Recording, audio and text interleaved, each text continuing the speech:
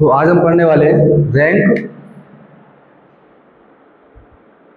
Rank हमने पिछली class में पढ़ा था, वो सिंपल मेथड वाला बताया था। अब हम पढ़ेंगे यूजिंग एक्लिन फॉर्म।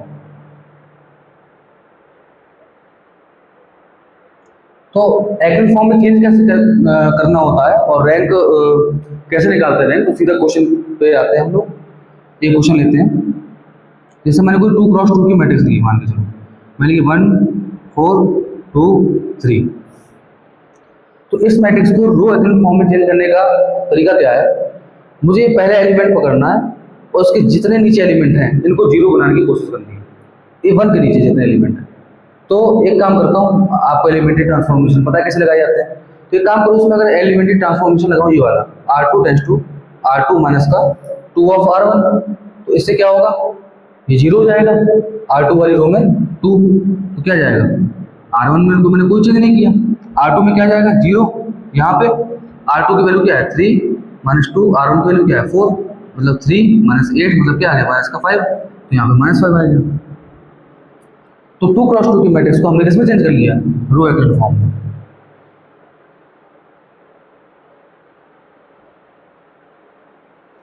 तो ये तो हो गया एक्लिन फॉर्म में। अब रैंक निकाली कैसे आती है एक्लिन फॉर्म में? किसी भी मैट्रिक्स को पहले मैं रो एक्लिन फॉर्म में चेंज करूंगा, उसके बाद मैं नंबर ऑफ नॉन जीरो रोज देखूंगा। तो मैंने देखा कि इसमें जीरो रोज तो कोई नहीं दिख रही है, नॉन जीरो रोज दिख रही है। तो नॉन जीरो रोज क्या जाएंगे? 1 2, मतलब जो रैंक होती है आपकी वो होती है,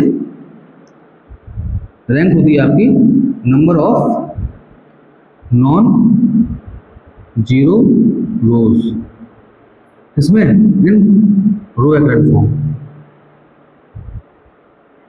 मतलब पहले किसी भी मैट्रिक्स को मैं रो एक्लिन फॉर्म में चेंज करूंगा, फिर रो एक्लिन फॉर्म में चेंज करने के बाद उसमें दिखूंगा number of non zero rows कितनी है। इसमें नॉन मैंने रो एक्लिन फॉर्म में चेंज किया, उसके बाद इसमें क्या देखा मैंने? नॉन जीरो रोज। नॉन जीरो रोज क्या आ रही है? 2, तो रैंक क्या आ जाएगी इसकी? 2 आ जाएगी। और अगर सिंपल मेथड से आपको चेक करना था तो इसका डिटरमिनेंट निकालो जरा, क्योंकि तो 2x2 की मैट्रिक्स है, द हाईएस्ट ऑर्डर मैंने क्या होगा? 2x2 का होगा। तो मैंने देखा 1 4 2 3, यही माइनर है इसका। निकालो क्या आएगा? 3 माइनस 8, मतलब क्या आ गया? माइनस का 5, जो कि क्या था? Non zero. क्योंकि हाईएस्ट ऑर्डर माइनर 2x2 का था, तो इससे एक बात तो मैं बोल सकता था ना कि रैंक जो होगी लेस देन इक्वल टू 2 होगी। तो मतलब क्या है, अब क्योंकि इसका डिटरमिनेंट निकाला माइनर का, तो क्या आ गया वो? Non zero. तो मतलब रैंक क्या रही होगी? 2 ही रहेगी। हाँ, अगर ये जीरो आ जाता तो मैं 1x1 में चेक करता, तो रैंक 1 हो सकती थी, मतलब 2 नहीं होगी, ये तो कन्फर्म था। तो यहाँ पे क्या आ गया? लेकिन 2 आ गए। एक आपको सिंपल मेथड भी पता था, एक आपको एक्लिन फॉर्म वाला मेथड भी पता चल गया। अब एक क्वेश्चन और लेते हैं 3/3।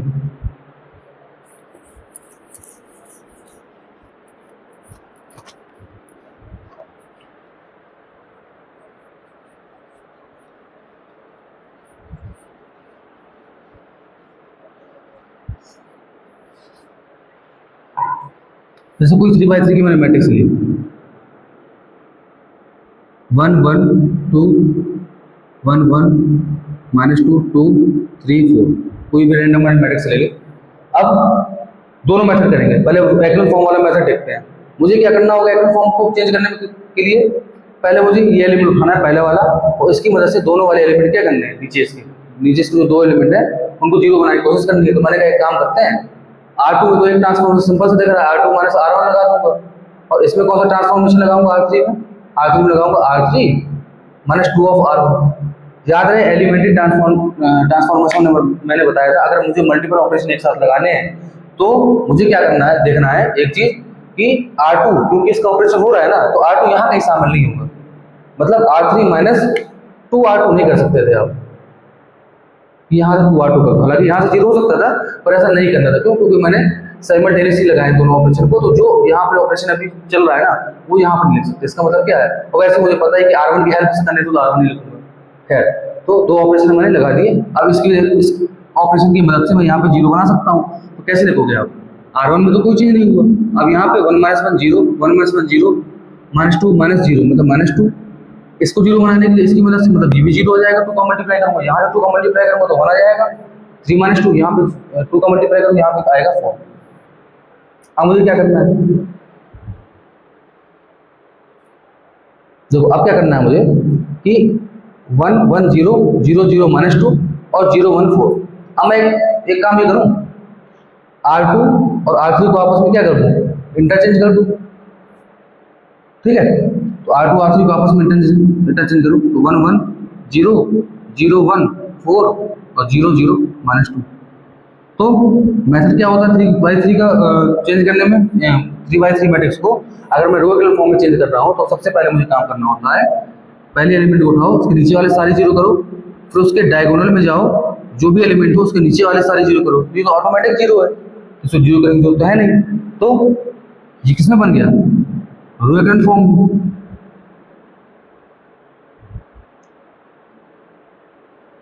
और रो इक्विवेलेंट फॉर्म को देखने का दूसरा तरीका क्या है, कंटिन्यूअस जीरो होनी चाहिए, क्योंकि यहाँ एक भी जीरो नहीं है, यहाँ पे एक जीरो, यहाँ पे दो जीरो, कंटिन्यूअस। इसका मतलब क्या है, जो ये रो इक्विवेलेंट फॉर्म में है, जब रो इक्विवेलेंट फॉर्म में है तो मुझे क्या चेक करना होता है रैंक के लिए, number of non zero rose, non zero रोज। तो देखो देखा जाए तो नॉन जीरो रोज कितनी है इसमें, 3 है, इसका मतलब रैंक क्या है इसमें 3 आएगी। प्रूफ हो गया। तो मतलब मुझे कुछ नहीं करना है, मुझे केवल मैट्रिक्स को रो इक्विवेलेंट फॉर्म में चेंज करना है, फिर क्या चेक कर लेना है, नॉन जीरो रोज को। अच्छा देखते हैं सिंपल वाले मेथड से इसका क्या आंसर क्या आता है। देखता हूँ रैंक क्या है इसकी, 3 ही आ रही है ना, इसका मतलब इसका डिटरमिनेंट नॉन जीरो होगा। हाईएस्ट ऑर्डर माने इसका क्या हो जाएगा 3 क्रॉस 3 का। तो देखते हैं क्या आएगा, 1 4 माइनस प्लस 6 माइनस का 1 क्या आएगा 4 + 4 मतलब 8 और यहाँ पे जीरो हो जाता है, तो 6 4 10 10 माइनस 8 मतलब क्या आ गया 2, जो कि नॉन जीरो है। तो मतलब हाईएस्ट ऑर्डर माने क्योंकि क्या था 3 क्रॉस 3 का था, हाईएस्ट ऑर्डर माने क्या था इसमें 3 क्रॉस 3 का। इससे तो मुझे एक बात पता थी कि रैंक जो होगी वो क्या होगी, लेस इक्वल टू 3 होगी, क्योंकि जो हाईएस्ट ऑर्डर माने निकाला उसका डिटरमिनेंट जो है वो क्या है नॉन जीरो आया। इसका मतलब क्या है कि रैंक वही हो जाएगी 3 हो जाएगी, क्योंकि नॉन जीरो है। अगर जीरो हो जाती तो मैं बोलता रैंक 3 तो नहीं होगी, लेकिन 2 या 2 से कम हो सकती है। तो एक क्वेश्चन ये हो गया। अब दूसरा क्वेश्चन कोई देखना है इक्विवेलेंट फॉर्म से, वो भी देख लेते हैं।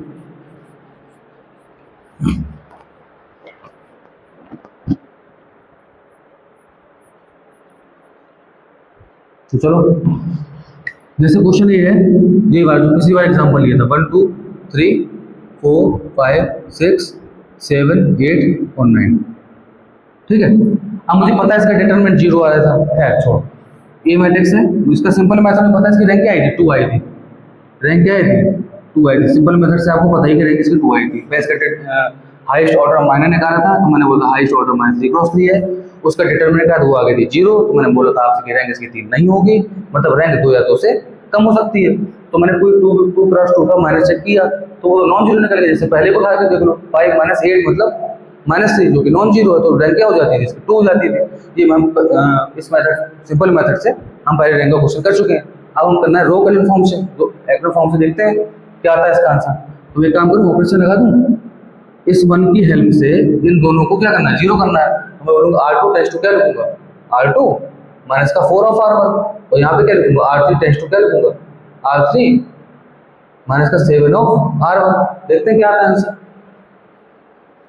तो 1 2 3 कोई चीज नहीं, R2 में यहाँ तो जीरो हो जाएगा, फिर R2 में 5 माइनस 8 क्या आएगा -3 -3 आ गया, फिर यहाँ पे 6 माइनस का 12 मतलब माइनस का 6 ये आ गया, फिर 7 में यहाँ जीरो आ जाएगा, फिर यहाँ पे किसका मल्टीप्लाई करना है 7 का, तो 8 माइनस 14 कितना आ गया माइनस का 6 यहाँ पे आ गया।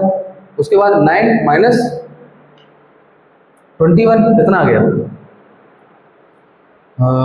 12 माइनस का 12 आ गया। ठीक है, अब क्या करना है मुझे, इसकी हेल्प से मैंने ये दोनों तो जीरो कर दिए। अब मैं 3 क्रॉस 3 में क्या करता हूँ डायगोनल जाऊंगा, अब इसकी मदद से मुझे नीचे वाले एलिमेंट जीरो करना है। अब मैं क्या करूँ, तो इन दोनों में मुझे एक ऑपरेशन समझ में आ रहा है, क्योंकि R3 की जीरो करना है तो ऑपरेशन किसमें लगेगा R3 में। तो R3 माइनस क्या लिख दूँ 2 ऑफ R2 लिख दूँ, तो ये वाला एलिमेंट जीरो हो जाएगा। ये वाला ऑपरेशन लगा लेते हैं, क्या आएगा 1 2 3 0 फिर -3, क्योंकि R2 में कोई चेंज किया नहीं, चेंज हुआ R3 में, तो ये जीरो ये भी जीरो, तो यहाँ पे क्या आएगा R3 की वैल्यू है -12 -2, R2 की वैल्यू क्या है -6 खत्म, -12 + 12 क्या आ गया 0 आ गया। तो देखो रो कॉलम फॉर्म कैसे चेक करना होता है, इसके नीचे सारी जीरो बन गए, इसके डायगोनल में गए, यहाँ के नीचे सारी जीरो बन गए। इसका मतलब क्या है, ये एक्चुअल फॉर्म में चेंज हो चुका है।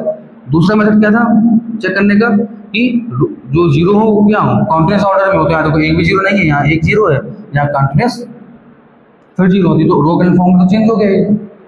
तो अब मुझे क्या करना है, यहाँ पर देखना नंबर ऑफ नॉन जीरो रोज। तो देखो नॉन जीरो रोज कितनी है, 1 2 3 में ये तो जीरो रोज हो गई, नॉन जीरो रोज कितनी है 2 है, तो रैंक क्या आ जाएगी 2 आ जाएगी।